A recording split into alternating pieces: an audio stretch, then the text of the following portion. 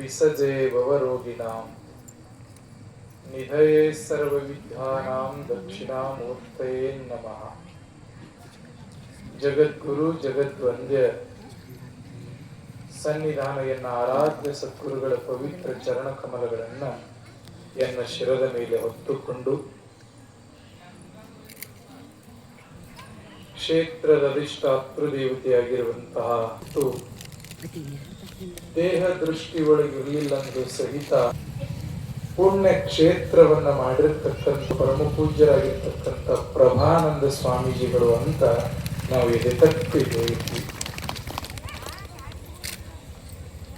ಲಿಂಗೈಕ್ಯ ಪರಮ ಪೂಜ್ಯ ಪ್ರಭಾನಂದ ಪಂಗಳವರ ಕತ್ತು ಗತ್ತಿಗೆಗೂ ಸಹಿತ ಹಣೆಮಣೆಗಳು ಸಹಿತ ಏನೋ ಒಂಥರ ನೋವನು, ಏನೋ ಒಂಥರ ಆನಂದ.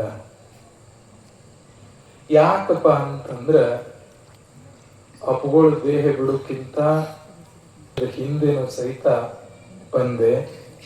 ಅಪ್ಪುಗಳು ದೇಹ ಬಿಟ್ಟು ಬಳಕೂ ಸಹಿತ ಬಂದೆ. ಬಹುಶಃ ನನಗ ಈ ಬುದ್ಧಿಗೆ ಬಂದಾಗ ಮನಸ್ಸಿರ್ತದ, ಪ್ರಭಾನಂದ ಅಪ್ಪುಗಳು ಎಲ್ಲಿಯೂ ಸಹಿತ ಹೋಗಿಲ್ಲ. ಯಾಕಪ್ಪ ಅಂತಂದ್ರ ಅಪ್ಪುಗಳು ಇದ್ದಾಗ ಬಂದಾಗೂ ಅದೇ ಆನಂದ, ಅಪ್ಪುಗಳು ಹೋದ್ಮೇಲೂ ಬಂದಾಗೂ ಅದೇ ಆನಂದ ಈ ಮಣ್ಣಿನೊಳಗೆ ಸಿಗ್ತದೆ ವಿನಃ ಮತ್ತೆ ಯಾವ ಭಾವಿರ್ತಕ್ಕಂಥ ವಿಷಯ ಇತ್ತ. ಹಿತವಾವುದು ಇಹ ಪರದೊಳು ಅಂತ ಕೇಳ್ಯಾರ, ಧರ್ಮರತಿ ಅಂತ ಹೇಳ್ಯಾರ. ಯಾವುದು ಹಿತಪ್ಪ ನಿನಗ? ಹಿತ ಅಂತಂದ್ರೆ ಗೊತ್ತಾಗ್ತದ ತಮ್ಮೆಲ್ಲರಿಗೂ ಸಹಿತ. ತಮ್ಮ ನಾಲ್ಗಿ ರುಚಿ ತಿನ್ಬೇಡು, ಹೊಟ್ಟಿಗೆ ಹಿತ ಆಗುದು ತಿನ್ಬೇಕೇ ವಿನಃ ನಾಲ್ಗಿ ಬೇಡ್ತದಂತ ತಿನ್ಬಾರದಂತ ಹೇಳ್ತಾ. ಹಂಗ ಬಲ್ಲವರು ಸಹಿತ ಇವತ್ತು ಕೇಳ್ತಾ ಇದಾರ, ಇಹ ಮತ್ತು ಪರ ಅದರೊಳಗ ಯಾವುದು ಹಿತಾಪ ಮನುಷ್ಯ ನಿನಗ? ನಾವೆಲ್ಲ ಅಂತಿರ್ಬೇಕು, ಈ ಸುಖ ಅದ, ಪರದೊಳಗೂ ಸುಖ ಅದ. ಸಂಸ್ಕೃತದ ಶ್ಲೋಕ ಬಹಳ ಚೆನ್ನಾಗಿ ಹೇಳ್ತದ, ಅನಿತ್ಯಾನಿ ಶರೀರಾಣಿ ನೈವ ವಿಭವೋ ಶಾಶ್ವತಃ ನಿತ್ಯಂ ಸನ್ನಿಹಿತೋ ಮೃತ್ಯು. ಈ ಶರೀರ ಅನಿತ್ಯ ಅದಪ್ಪ, ಯಾವಾಗ ಹೋಗ್ತದ ಗೊತ್ತಿಲ್ಲ. ನೀರ್ ಮೇಲಿನ ಗುಳ್ಳಿದ್ದಂಗ. ಏನು ಮಾಡ್ಬೇಕಪ್ಪ ಅಂತ ಕೇಳಿದ್ರ ನಿತ್ಯಂ ಸನ್ನಿಹಿತ ಮೃತ್ಯು. ಕ್ಷಣ ಕ್ಷಣಕ್ಕೂ ಸಹಿತ ಮೃತ್ಯು ಸಮೀಪಕ್ಕೂ ಹೊಂಟಿಯಪ್ಪ ನೀನು. ಮುಂದುವರೆದು ಹೇಳ್ತಾರ ಅವರು, ಕರ್ತವ್ಯೋ ಧರ್ಮ ಸಂಗ್ರಹ. ಏನು ನಿನ್ನ ಕರ್ತವ್ಯಪ್ಪ ಅಂತಂದ್ರ ಭೂಮಂಡಲಕ್ಕೆ ಹುಟ್ಟಿ ಬಂದ ಒಳಗೆ ಸಾಲಿ ಕಲಿಯೋದು ನಿನ್ನ ಕರ್ತವ್ಯ ಅಲ್ಲ, ನೌಕರಿ ಹಿಡಿಯೋದು ನಿನ್ನ ಕರ್ತವ್ಯ ಅಲ್ಲ, ಲಗ್ನ ಮಾಡ್ಕೊಳ್ಳೋದು ನಿನ್ನ ಕರ್ತವ್ಯ ಅಲ್ಲ, ಮನಿ ಮ್ಯಾಲ ಮಾಡ್ಯಾ ಕಟ್ಟೋದು ನಿನ್ನ ಕರ್ತವ್ಯ ಅಲ್ಲ. ಫಲ ವಿನಃ ಮತ್ತೆ ಎದಕ್ಕಾಗಿಯೂ ಸಹಿತ ಭಗವಂತ ನಿನ್ನ ಕಳಿಸಿಲ್ಲ. ಅನಿತ್ಯಾನಿ ಶರೀರಾಣಿ. ಶರೀರ ಯಾವಾಗ ಹೋಗ್ತದ ಗೊತ್ತಿಲ್ಲ. ಬಹಳ ಚೆನ್ನಾಗಿ ಹಾಡ್ತಾರ ಸಂಗೀತಗಾರರು, ಧರ್ಮಕ್ಕೆ ಕೈ ಬಾರದೆ ಈ ಲೋಕ. ಹೌದಲ್ರಿ? ಜಗತ್ತಿನೊಳಗ ಧರ್ಮ ಅಂತಂದ್ರ ಹೇಳ್ತೀವಿ ಕೇಳ್ತೀವಿ ಕರೆ, ಆದ್ರ ಆಚರಣೆ ಮಾಡ್ರಿ ಅಂತಂದ್ರ ನಮಗೂ ಒಂಥರ ಯಕಾಡ್ರೆ ಆಗ್ತದ, ನಿಮಗೂ ಒಂಥರ ಯಕಾಡ್ರೆ ಆಗ್ತದ. ತಂದೆಯಾಗಿ ಇರ್ತಕ್ಕಂಥ ತಂದೆಯ ಧರ್ಮವನ್ನ ಅವ ಆಚರಣೆ ಮಾಡಬೇಕು. ಧರ್ಮ, ಪತಿ ಧರ್ಮ, ಸತಿ ಧರ್ಮ, ಪುತ್ರ ಧರ್ಮ, ಪೌತ್ರ ಧರ್ಮ, ಪಿತಾಮಹ ಧರ್ಮ, ಎಷ್ಟು ಚೆನ್ನಾಗಿ ಹೇಳ್ತಾರ ಶಾಸ್ತ್ರದೊಳಗ. ಆದ್ರೆ ನಮ್ ಧರ್ಮ ನಾವು ಮಾಡಾಕತ್ತೀವಿ ಏನ್ರಿ? ಸುಖ ಸಿಗು ಅಂತಂದ್ರೆ ಹೆಂಗ್ ಸುಖ ಸಿಗ್ತದ ಅಂತಿರ್ತಾರ. ತಮ್ಮ ಕೈ ಬೀಜ ಬಿತ್ತದ್ರ ಮಾವಿನ ಹಣ್ಣು ಆಗ್ತಾವಪ್ಪ.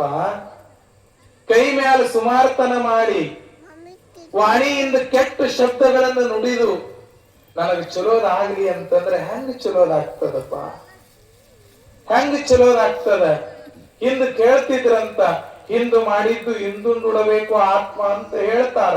ಆದ್ರೆ ಇವತ್ತು ಹಂಗಿಲ್ಲ, ಈ ಕೈಲೆ ಮಾಡಿದ್ದು ಈ ಕೈಲೆ ಉಣ್ಣುದಂತ. ಹೌದಲ್ರಿ? ಇಷ್ಟೆಲ್ಲ ಗೊತ್ತಿದ್ರು ಸಹಿತ ಮನುಷ್ಯ ಧರ್ಮದೊಳಗೆ ಯಾಕೆ ರಥ ಆಗಂಗಿಲ್ಲಪ್ಪ? ದುರ್ಯೋಧನ ಹೇಳ್ತಾನ, ಅಧರ್ಮ ಏನು ಅನ್ನೋದು ನನಗೆ ಗೊತ್ತದಪ್ಪ. ಜಾನಾಮಿ ಅಧರ್ಮಂ, ಗೊತ್ತಿಲ್ಲ ನನಗ. ಧರ್ಮನೂ ಗೊತ್ತದ, ಅಧರ್ಮನೂ ಗೊತ್ತದ. ಆದ್ರೆ ಏನ್ ಮಾಡೋದು? ಅಧರ್ಮ ಬಿಡಕ್ಕಾಗಂಗಿಲ್ಲ, ಧರ್ಮ ಮಾಡಕ್ಕಾಗಲಾಗ್ಯದ. ಹಂಗ ನಮ್ದು ಪರಿಸ್ಥಿತಿ ಅಷ್ಟೇ ಅವಸ್ಥೆ ಒಳಗೆ ಬಂದದ. ಮಗ ಅಂತ ಹೇಳ್ತಾನ, ಮಗನ ಧರ್ಮ ಒಂದರೆ ಪಾಲಿಸ್ತಾನೇನ್ರಿ? ವಿದ್ಯಾರ್ಥಿಗಳಂತ ಹೇಳ್ತಾರ, ವಿದ್ಯಾರ್ಥಿಗಳ ಧರ್ಮ ಏನು? ಏನ್ರಿ ವಿದ್ಯಾರ್ಥಿಗಳ ಧರ್ಮ ಯಪ್ಪ? ಏನ್ರಿ ವಿದ್ಯಾರ್ಥಿಗಳ ಧರ್ಮ? ವಿದ್ಯಾರ್ಥಿ ಅಂತಂದ್ರೆ ವಿದ್ಯೆಯನ್ನು ಯಾವನು ಸಂಪಾದನೆ ಮಾಡ್ತಾನ ಅವನಿಗೆ ವಿದ್ಯಾರ್ಥಿ ಅಂತ ಕರೀತಾರ. ವಿದ್ಯಾರ್ಥಿಯ ಲಕ್ಷಣ ಅವ್ ವಿದ್ಯೆ ಸಂಪಾದನೆ ಮಾಡ್ಲಿಲ್ಲ ಅಂತಂದ್ರ ಸೊಸಿ ಅಂತ ಮಗ ಅಂತ ಇರ್ತಾನ, ಕರೆ ಮಗನ ಧರ್ಮ ಒಂದಿಷ್ಟು ಆಚರಣೆ ಮಾಡಂಗಿಲ್ಲ. ಮಾಡ್ತಾರೇನ್ರಿ ಜಗತ್ತಿನೊಳಗ? ನಿಮ್ಮೂರಾಗ ಮಾಡ್ತಿರ್ಬೇಕು, ಇಲ್ಲ ಅಂತಲ್ಲ, ಹೌದಲ್ರಿ? ಮಾಡ್ತಾರೇನ್ರಿ? ಮಗ ಅಂತ ಹೇಳ್ತಾನ, ಕರೆ ಯಾರಿಗೆ ಮಗ ಅಂತ ಕರಿಬೇಕಪ್ಪ ಅಂತಂದ್ರ ಬಹಳ ಚೆನ್ನಾಗಿ ಶಾಸ್ತ್ರದೊಳಗೆ ಹೇಳ್ತಾರ. ಯಾರಿಗೆ ಮಗ ಅಂತ ಕರಿಬೇಕಪ್ಪ ಅಂತ ಕೇಳಿದ್ರ ತಂದೆ ತಾಯಿಗಳ ಪ್ರೀತಿ, ತಂದೆ ತಾಯಿಗಳ ಶ್ರೇಯೋಭಿವೃದ್ಧಿಯನ್ನ ಯಾವನು ಮಾಡ್ತಾನಲ್ಲ ಅವನಿಗೆ ಮಗ ಅಂತ ಹೇಳ್ತಾರ. ಪುತ್ರ ಅಂತ ಯಾರಿಗ್ ಕರೀತಾರಪ್ಪ ಅಂತ ಕೇಳಿದ್ರ ತಂದೆಯಾಗಿರ್ತಕ್ಕಂಥವನಿಗೆ ನರಕದೊಳಗೆ ಹಾಕ್ತಕ್ಕಂತ ಪುತ್ರ ಯಾರಿಗಪ್ಪ ಅಂತ ಕರೀತಾರಪ್ಪ ಅಂತ ಕೇಳಿದ್ರ ನಮ್ಮ ಶಾಸ್ತ್ರದೊಳಗೆ ಸಾಕಷ್ಟು ನರಕಗಳ ವ್ಯವಸ್ಥೆಯನ್ನು ಕೊಟ್ಟಾರ. ಸ್ವರ್ಗಗಳೆಷ್ಟು, ನರಕಗಳೆಷ್ಟು ಅಂತ. ಆ ನರಕದಿಂದ ಯಾವನಿಗೆ ಪಾಲಿಸ್ತಾನಲ್ಲ ಅಂತವನಿಗೆ ಮಕ್ಕಳಂತ ಕರೀತಾರ. ಆದ್ರೆ ಇವತ್ತು ಮಕ್ಕಳು ಆ ಕೆಲಸವನ್ನ ಮಾಡ್ತಾರೆ. ನಮ್ಮ ಮಕ್ಕಳು ವಿಚಾರ ಮಾಡಬೇಕು. ನಾವೆಲ್ಲ ತಂದೆ ತಾಯಿಗಳಂತ ಹೇಳ್ಕೊಳ್ತೀವಿ, ತಂದೆ ಧರ್ಮ ತಂದೆ ಮಾಡ್ತಾನೇನು? ತಾಯಿ ಆಗಿರ್ತಕ್ಕಂಥವಳು ತಾಯಿ ಧರ್ಮ ಮಾಡ್ತಾಳೇನು? ನಮ್ಮಷ್ಟಕ್ಕೆ ನಾವೇ ಪ್ರಶ್ನೆ ಮಾಡ್ಕೊಳ್ಳೋದು, ಎಂತಹ ತಾಯಿ ಧರ್ಮ ಇವತ್ತು ಗೊತ್ತಿರ್ಲಿಪ್ಪ. ತಮ್ಗೆಲ್ಲ ಹೇಳ್ತೀನಿ, ಬಹುಶಃ ಎದೆ ಹಾಲು ಕುಡಿಸಿದ್ರೆ ನನ್ನ ಸೌಂದರ್ಯ ಹೋಗ್ತದಂತ ಎಷ್ಟೋ ಜನ ತಾಯಂದ್ರ ಮಕ್ಕಳಿಗೆ ಹಾಲು ಕುಡಿಸಂಗಿಲ್ಲ, ಹೌದಲ್ರಿ? ವಿಚಾರ ಮಾಡಬೇಕು. ಎಷ್ಟು ಕಷ್ಟ ಅದಪ್ಪ ಅಂತ ಕೇಳಿದ್ರೆ ಧರ್ಮ ಅನ್ನೋದು ಕಷ್ಟ ಅದ, ಕರೆ ಆದ್ರೆ ಸುಖ ಸಿಗ್ತದಪ್ಪ ನಿನಗ, ಹಿತ ಆಗ್ತದಪ್ಪ ನಿನಗ. ಇಹದೊಳಗೂ ಹಿತ ಅದ, ಪರದೊಳಗೂ ಹಿತ ಅದ. ಎಷ್ಟು ಚೆನ್ನಾಗಿ ಹೇಳ್ತಾರ ಬಸವಣ್ಣವರು, ಇಲ್ಲಿ ಸಲ್ಲುವವರು ಅಲ್ಲಿಯೂ ಸಲ್ಲುವರಯ್ಯ. ಇಲ್ಲಿ ಯಾರು ಚಂದಗೆ ಬದುಕ್ಯಾರ ಅವ್ರು ಎಲ್ಲಾ ಕಡೆ ಚಂದಗೆ ಬದುಕಾಕ ಬರ್ತದ. ಇಲ್ಲೇ ಚಂದಗೆ ಬದುಕಾಕ ಬರ್ಲಿಲ್ಲ ಅಂತಂದ್ರ ಇನ್ನು ಹೊರಗೆ ಹೆಂಗ ಬದುಕ್ತಾರ ರೀ? ಜಗತ್ತಿನ ಜನ ಗೊತ್ತಿರ್ಲಿ ತಮ್ಮೆಲ್ಲರಿಗೂ ಸಹಿತ, ಧರ್ಮದಿಂದ ಯಾರು ಬದುಕ್ತಾರಲ್ಲ ಅವರಿಗೆ ಸುಖ ಅದ, ಮತ್ಯಾರಿಗೂ ಸಹಿತ ಸುಖ ಇಲ್ಲವೇ ಇಲ್ಲ. ಅನಿಸ್ತಿರ್ತದ ನನಗೆ ಒಮ್ಮೊಮ್ಮೆ, ಇಷ್ಟು ಧರ್ಮ ಗ್ರಂಥ, ಇಷ್ಟು ಶಾಸ್ತ್ರ, ಇಷ್ಟು ಮಹಾತ್ಮರು, ಇಷ್ಟೆಲ್ಲಾ ಧರ್ಮದ ಬಗ್ಗೆ ಹೇಳ್ತೀವಿ, ಖರೆ ಒಬ್ಬರೇ ಧರ್ಮವಂತರಾಗಿ ನಡೀತಾ ಇದ್ದಾರೇನಪ್ಪ ಜಗತ್ತಿನೊಳಗಪ್ಪ ಅಂತ ಕೇಳಿದ್ರೆ ಹುಡುಕಾಡಬೇಕಾಗ್ತದ, ಯಾರೇ ಧರ್ಮವಂತರದಾರೇನಪ್ಪ ಅಂತ. ಯಾಕೆ ನಾನು ಈ ಮಾತನ್ನ ಹೇಳ್ತೀನಪ್ಪ ಅಂತ ಕೇಳಿದ್ರ, ಹಿಂದಕ್ಕ ಸಾಲಿ ಕಡಿಮಿದ್ದು, ಶಾಣೆ ಮಂದಿ ಬಾಳ ಇದ್ರು ಇಲ್ರಿವ? ಎಂತಿಂತ ಶಾಣ್ಯರಿದ್ರಿ, ಎಂತ ಜಾಣವಂತರಿದ್ರಿ. ಇವತ್ತು ಹೆಜ್ಜೆಗೆ ಸಾಲ ಆಗ್ಯಾವ, ಒಬ್ಬರೇ ಶಾಣ್ಯರು ಸಿಗ್ತಾರೇನ್ರಿ? 420 ಅಂದ್ರೆ ಎಷ್ಟು ಅಂತ ಕೇಳಿದ್ರೆ ಹುಡುಗರು ದಮ್ಮು ನಾ ಲೆಕ್ಕ ಮಾಡ್ತೀನಿ ಅಂತ ಫೋನ್ ತಗೊಂಡ್ ಕ್ಯಾಲ್ಕುಲೇಟರ್ ಹೊಡಿತಾರ, ಹೌದಲ್ರಿ?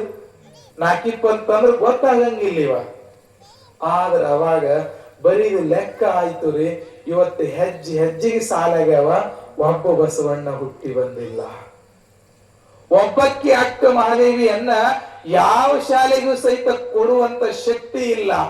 ಕೊಟ್ಟಾರೇನ್ರಿ ಒಂದು ಶಾಲೆಯವರೇ ಅಕ್ಕ ಮಹಾದೇವಿಯನ್ನ? ಒಂದು ಶಾಲೆಯವರೇ ಒಬ್ಬ ಬಸವಣ್ಣ ಕೊಟ್ಟಾರೇನ್ರಿ? ಒಂದು ಶಾಲೆಯವರೇ ಒಬ್ಬರೇ ಒಬ್ಬ ಮಹಾತ್ಮರಿಗೆ ಕೊಡೋದಕ್ ಸಾಧ್ಯ ಆಗೇದೇನ್ರಿ? ಸಾಧ್ಯ ಆಗೇದೇನ್ರಿ? ಹುಡುಕ್ಬೇಕಾಗ್ತದ. ಅಕ್ಕ ಮಹಾದೇವಿ ಕಲಿಯುವಂತ ಸಮಯದೊಳಗೆ ಯಾವ